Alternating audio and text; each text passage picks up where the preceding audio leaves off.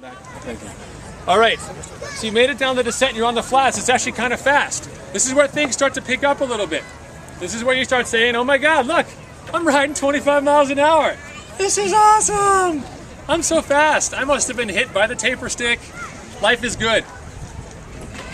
No one gets hit by that stick, okay? If you feel like it now, you're not gonna feel like it on the run, okay? If you're doing something that you've never done before on a bicycle, in terms of speed or effort, I'm telling you, Ironman race day is not the time to be doing that, by any means, okay?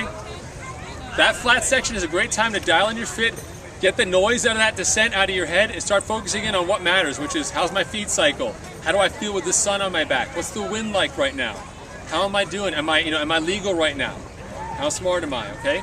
Really pace yourself through the course. It's fast and flat to Oslo Forks, pretty fast back. You take that right to come over the big hill to Brick Church, you got 22 miles back to town, okay? For the fast guys, it's just about an hour, okay, so an hour and slower. I like to break the course down. It's almost kind of in two parts now, right? You got to get back to town. That climb, that section from the turn at the Brick Church over to the out and back on Hazelton Road, that's a tough section.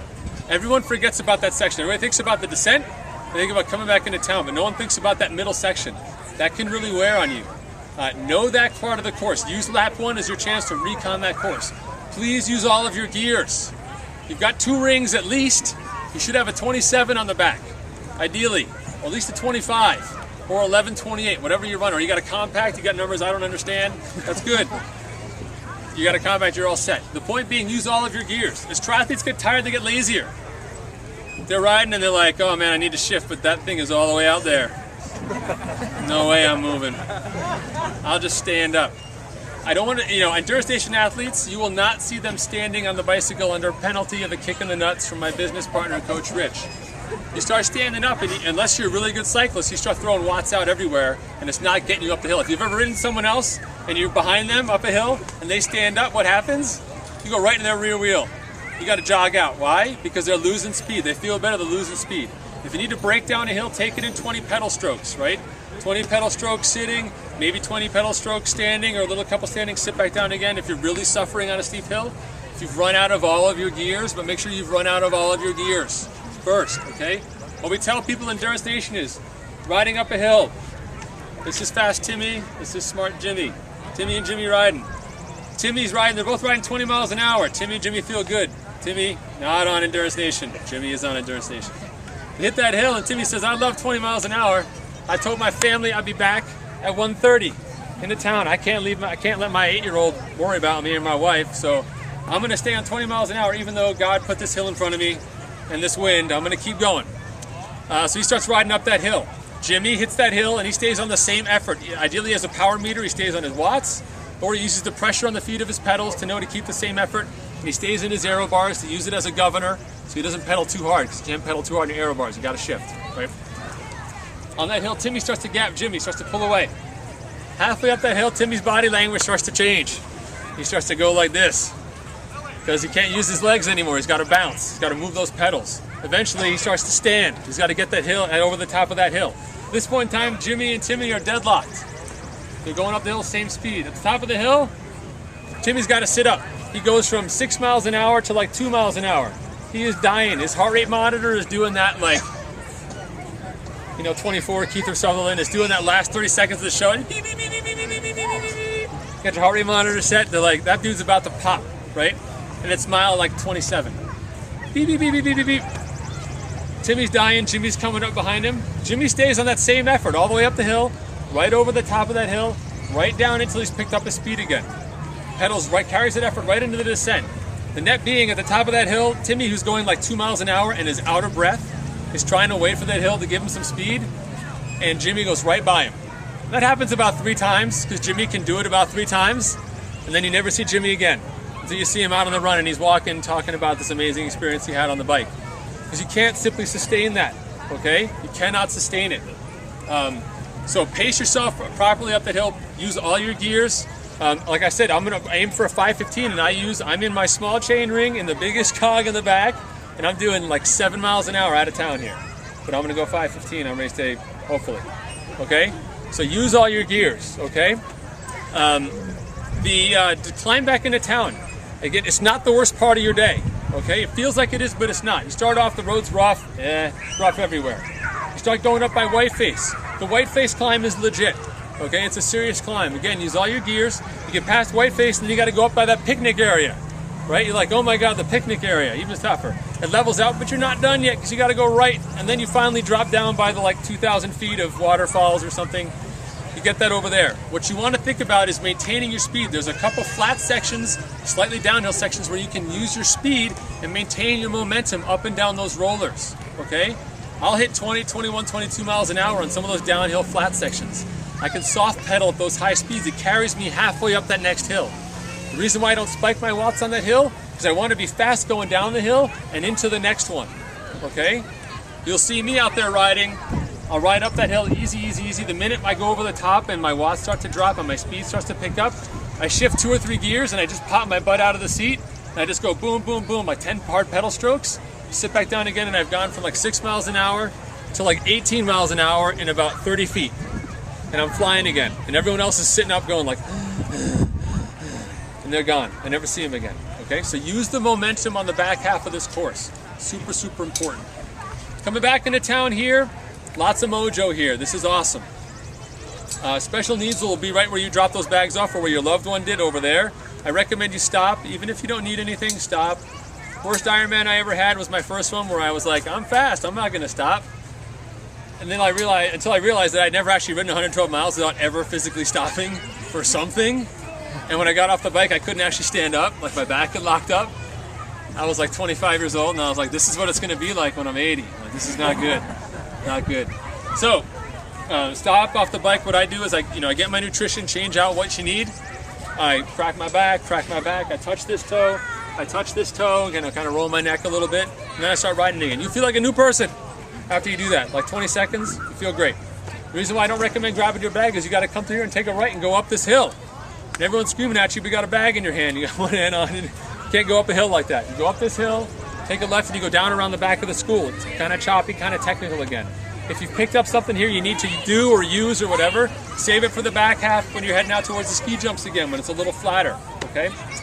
Lap 2, same as the first. It's just a little windier. Should be quieter for you, although with this many participants, it ends up being a pretty straight line. You've already done it the first time. The second time through, your goal is to have a good solid last hour on the bike. You're saving your energy to have a good solid last hour. It's going to bring that climb back up into town. You want to finish in control of your day on the bike, okay? In control. Very quickly, a note about the whole drafting thing. There's so many people on the course, it's hard not to be in a space where you aren't already drafting. They got the meeting tonight. You'll know the rules. I'm not going to talk about them because I'm not an official. What I will say is, once you've entered that zone, you got to make that pass. Okay? So be very smart about entering that zone.